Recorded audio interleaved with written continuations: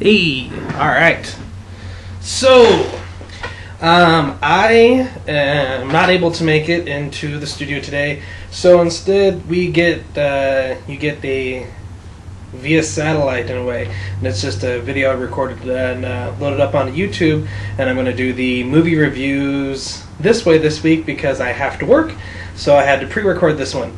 So I'm just going to give you a couple of the movies that are coming out this week and do a bit of review on them, and then since Chris is going to be gone for 2 weeks, I'm not going to be on there either, so we'll do next week's as well, but then I'll save the ones for after until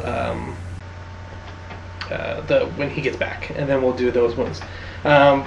For coming out this week, we have Alice in Wonderland, directed by Tim Burton, starring Johnny Depp.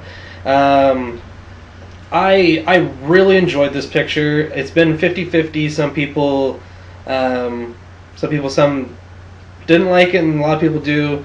I think you have to know going into it ahead of time that it's not another version of the original story. It's not the Alice in Wonderland story, the same old redone again.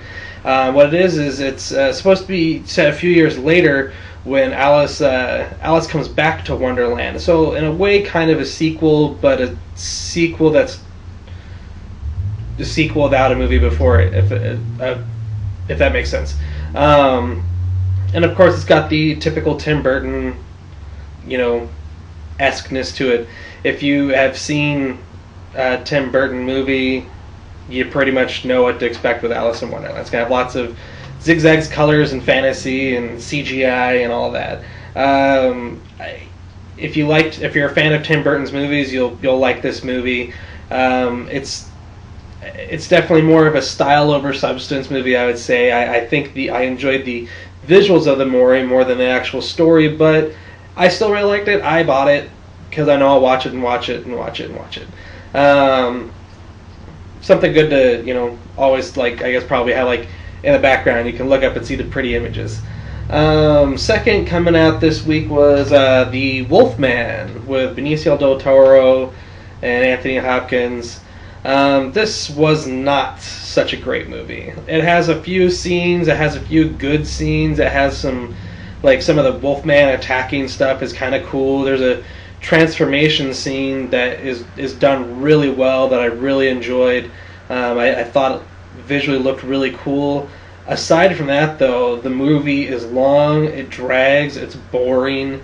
You're just sitting there dragging and dragging to get through to the good parts, and there's not enough good parts to justify it. And it's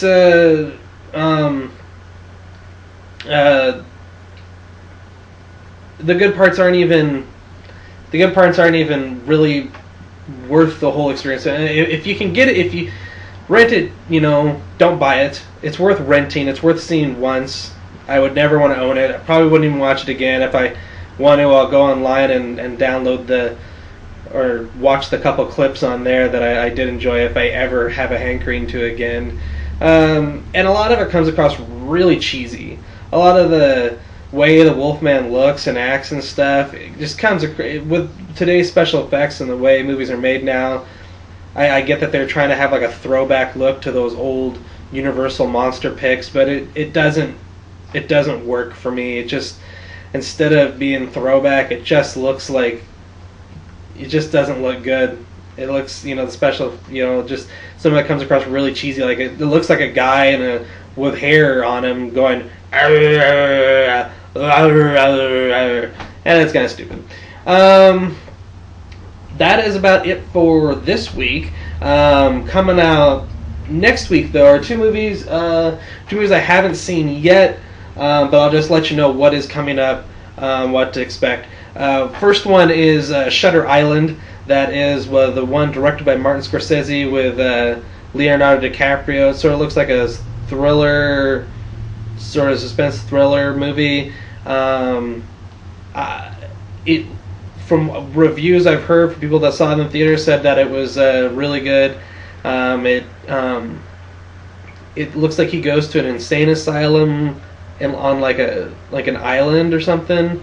And then there's all these like things that are like it's haunted or something. It's kind of hard to review it without knowing too much about it, or like without seeing it myself, I should say. But that'll be coming out next week, and also coming out next week is From Paris with Love, which has John Travolta. It's an action flick. That one also I didn't see in the theaters, so I don't have a personal review on or anything on it yet. So I'll have to do the reviews on those when I get back, when everything gets back normal here on the TV show. And I haven't really heard from anyone. I don't think a whole lot of people went to see it in the theaters. So I haven't really heard anything on that one.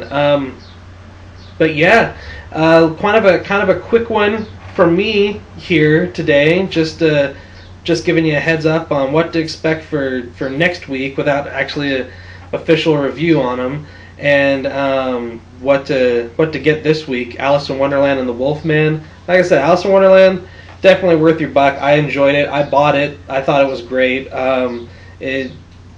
Certain story elements, I think could have been a little bit more story, but again, it's not a movie that you're watching as much for stories. You're watching it for all the pretties, and the Wolfman, which if you can't find anything, rent it.